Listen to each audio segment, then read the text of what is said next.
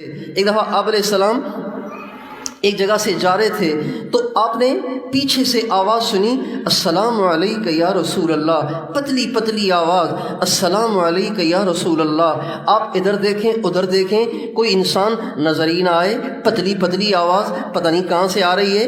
آپ جو پیچھے کو ہٹے تو آپ نے دیکھا کہ ایک ہرنی کھڑی ہوئی ہے، ایک ہرنی کھڑی ہوئی ہے، اور وہ آپ پہ بار بار سلام کی بوچھاڑ کر رہی ہے، بار بار آپ پہ سلام کر رہی ہے۔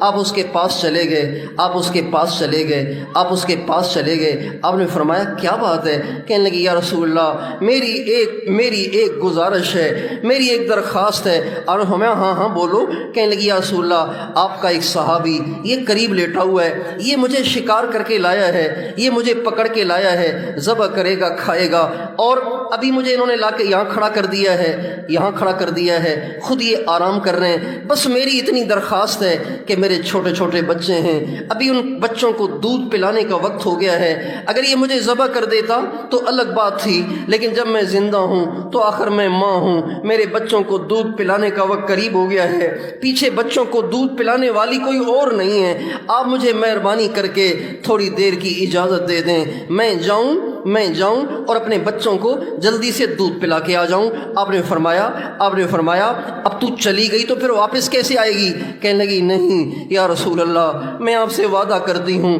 آپ مجھے اجازت دیں میں واپس آ جاؤں گی، اگر میں واپس نہ آئی تو اللہ مجھے جہنم میں ڈال دے، اللہ مجھے جہنم میں ڈال دے۔ یہ کہہ کر وہ گئی اور بھاگ کے وہ پہاڑوں میں گم ہو گئی۔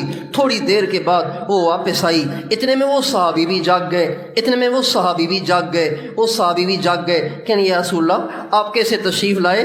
آپ نے فرمایا یہ جو تو ہرنی شکار کر کے لایا تھا، اس نے مجھے درخواست کی کہ وہ بچوں کو دودھ پلانا چاہتی ہے، اس لیے میں نے اس کو بھیج دیا، اور اب وہ واپس آ رہی ہے۔ جب وہ واپس آئی تو اس نے کہا یا رسول اللہ، میں آپ کی وجہ سے اس ہرنی کو آزاد کرتا ہوں، میرا تو سب کچھ آپ کے نام پہ قربان، میں اس ہرنی کو آزاد کرتا ہوں۔ جب آپ علیہ السلام کہ صحابی نے اس ہرنی کو آزاد کیا اور وہ ہرنی خوش اپنے بچوں کی طرف جانے لگی تو وہ جاتے جاتے ہمارے نبی کو دعائیں دیتی چلی گئی۔ ہمارے نبی کے دیوانے جانور بھی تھے، پتھر بھی تھے، پہاڑ بھی تھے، انسان بھی تھے، جنات بھی تھے، ملائکہ بھی تھے، ساری دنیا آپ کی دیوانی تھی، ساری دنیا آپ سے محبت کرنے والی تھی۔ ہم ایسے ناقدر امتی ہیں کہ اللہ تعالیٰ نے ہمیں ایسے بے مثال نبی دیے، لیکن ہم نے زندگی کسی اور کی اپنا رکھی ہے۔